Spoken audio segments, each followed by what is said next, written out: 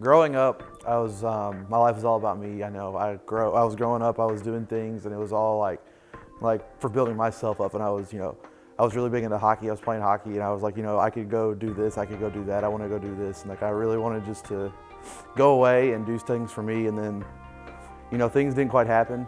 Growing up in Kentucky, hockey is not the big market by any means. So when everything fell through, and I was just like, all right, I got to find something real to do with my life. I ended up here at Western, I was going to just start teaching, and I was like, okay, I'll still do things for me.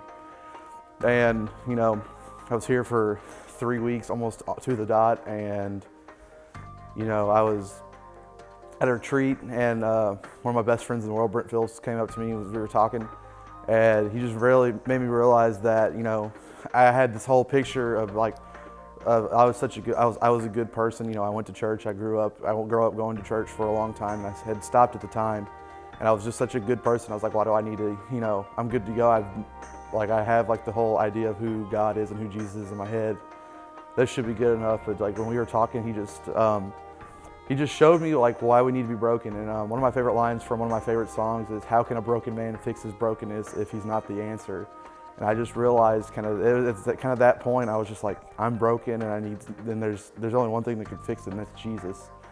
And that night I broke down, and I just cried out to God. I was like, God, I've been living this way for 18 years, God, right now I'm just tired of myself, and I'm giving you my heart because I don't want it anymore, because with me it's useless. And ever since then, God just showed me that we do things on this earth not just to serve our own purposes, but to serve a great and holy God. And it's funny, I went from having this purpose so driven on me, and like I had all these plans going into college, like I was going to do that, this was going to happen at this time, these were going to happen at that time.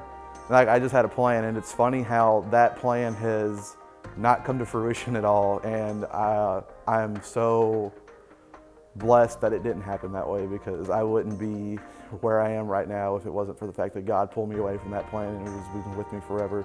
And in Nehemiah 6:3, he says, I'm doing a great work and I cannot come down. Why should I stop what I am doing and come to you? What I like about that verse so much, it just shows us that like God has given us a plan. He has a holy plan for us, and He has a perfect plan for us, and we just need to we strive to complete that plan and live it out to its fullest. Because if we just keep stopping and we keep if we keep stopping or we keep not finishing the job, it's never going to get done. And if we keep doing that, we're never going to complete the call that God has for us. And that's His plan for us, is to restore His kingdom. That's what we're here to do. We're here to restore His kingdom and live for Him. That's the big thing in my life. My life went from being all about me to that restoration point to the point now where I just fully just live for Him and just completely depend on His love and be with Him, because I know that no matter where I am and for the rest of my life, if I have God with me, everything's going to be all right, because He'll take care of me, and He'll